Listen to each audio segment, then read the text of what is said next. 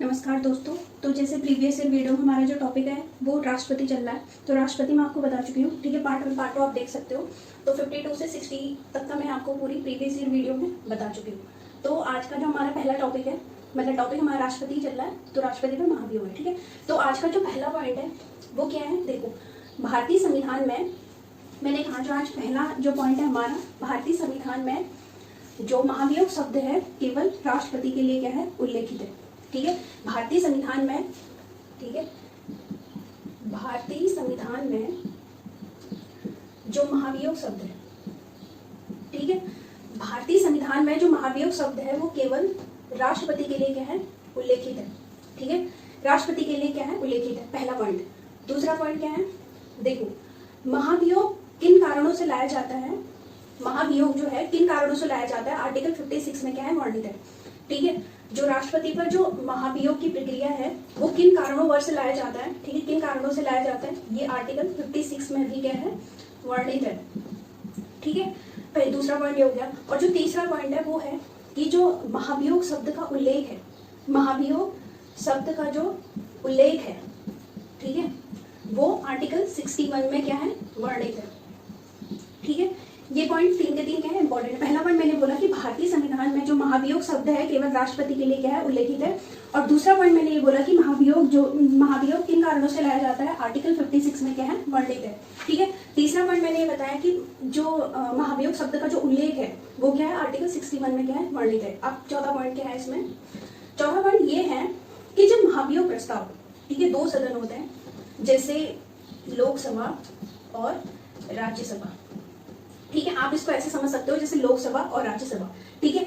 महाभियोग जैसे प्रस्ताव है, ठीक है, महाभियोग प्रस्ताव, मैंने कहा महाभियोग प्रस्ताव है जो, ठीक है, महाभियोग प्रस्ताव है जो वो एक सदन के कुल सदस्य, ठीक है, वो एक सदन के जो कुल सदस्य हैं, ठीक है, वो एक सदन के जो कुल सदस्य के हैं संख्या है, ठीक है, कुल सदस्य क्या है, संख्या है, अगर 2/3, ठीक है, महाभियोग प्रस्ताव जो एक सदन के कुल सदस्य संख्या अगर 2/3 मतलब 2/3, ठीक है, 2/3 बहुमत से, अगर विशेष बहुमत से अगर पारित किया जाता है, महाभियोग प्रस्ताव है जो वो एक सदन में, जैसे मैंने फॉर एग्जांपल लोकसभा में लिखा है कि महाभियोग प्रस्ताव जैसे एक सदन के, मतलब जैसे मैंने एग्जांपल लोकसभा लिया है, ठीक है, लोकसभा की कुल सदस्य संख्या 2/3 बहुमत से क्या हो गया, अगर बहुमत से पारित हो गया, ठीक है।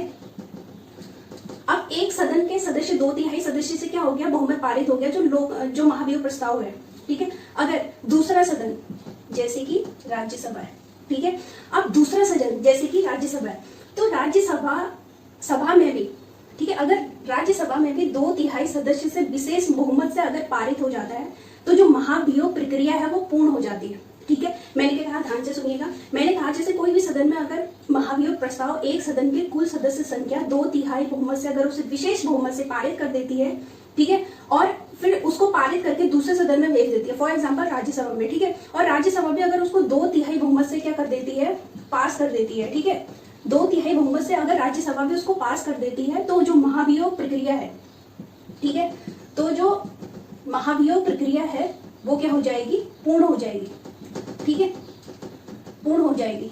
और फिर क्या होगा, राष्ट्रपति को अपने पद से क्या करना पड़ेगा, हटना पड़ेगा, ठीक है। अगर महाभियोग प्रक्रिया पूर्ण हो जाती है तो राष्ट्रपति को अपने पद से क्या करना पड़ता है, जो राष्ट्रपति जी हैं अपने पद से उनको क्या करना पड़ता है, हटना पड़ता है। लेकिन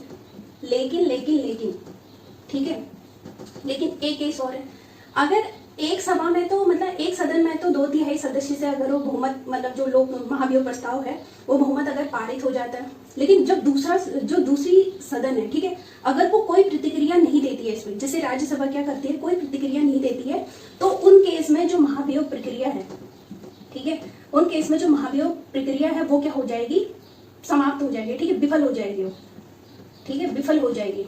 क्यों हो जाएगी, क्योंकि इसमें संयुक्त बैठक का प्रावधान नहीं है, ठीक है। जब सदन में जब गतिरोध पैदा होती है तो संयुक्त बैठक का प्रावधान है ना हमारे मतलब जो संविधान में, ठीक है, लेकिन इसमें क्या महाभियोग प्रक्रिया में क्या होती है, संयुक्त बैठक होती है, संयुक्त बैठक का क्या है, प्रावधान नहीं है, ठीक है।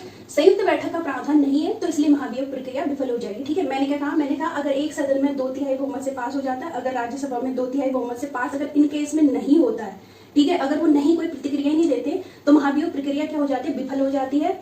और क्या होगा इसमें, क्योंकि विफल इसलिए हो जाती है क्योंकि महाभियोग प्रक्रिया में क्या है, संयुक्त बैठक का प्रावधान नहीं है। ठीक है, आई होप आपको ये जो पॉइंट है आपको समझ में आ गया होगा। ठीक है, और हाँ, और जो पांचवा पॉइंट है, पांचवा पॉइंट ये है कि जो महाभियोग प्रक्रिया है, राष्ट्रपति की जो महाभियोग प्रक्रिया है, ठीक है, राष्ट्रपति पर जो महाभियोग प्रक्रिया है, ठीक है, राष्ट्रपति पर जो महाभियोग प्रक्रिया है वो कौन सी प्रक्रिया कहलाती है, अर्ध न्यायिक प्रक्रिया कहलाती है। ठीक है, अर्ध न्यायिक प्रक्रिया क्या करती है, कहलाती है। ठीक है, जो राष्ट्रपति पर जो प्रक्रिया, मतलब राष्ट्रपति पर जो महाभियोग की प्रक्रिया होती है वो क्या कहलाती है, अर्ध न्यायिक प्रक्रिया कहलाती है। ठीक है, और अब एक और चीज, और जो आज का लास्ट पॉइंट है वो ये है छठा पॉइंट। छठा पॉइंट ये है कि जब महाभियोग प्रस्ताव किसी भी अगर सदन में लाया गया है ना, अगर सपोज दैट कि वो कोई भी सदन में लाया गया हो, जैसे लोकसभा और दूसरा राज्यसभा है। ठीक है, जैसे कोई भी सदन में उसको लाया गया है, ठीक है, महाभियोग की जो प्रक्रिया है अगर उसे कोई भी सदन में लाया गया, जैसे वो लोकसभा में लाया गया है, जैसे वो राज्यसभा, किसी भी सदन में अगर लाया गया, लेकिन एक सदन में अगर वो लाया गया तो दूसरा सदन क्या करेगा, उसकी न्यायिक जांच करेगी। ठीक है, उसकी न्यायिक क्या करेगी, जांच करेगी। ठीक है, एक सदन में लाया, जैसे लोकसभा में लाया गया तो वो दूसरी जो राज्यसभा है उसकी न्यायिक जांच करेगी, अर्थात उस समय जो संसद है, ठीक है, उस समय जो संसद है वो क्या करती है, न्यायिक रूप लेती है। ठीक है, उस समय संसद जो है न्यायिक यानी विधायिका जो है वो क्या करती है, न्यायिक रूप लेती है।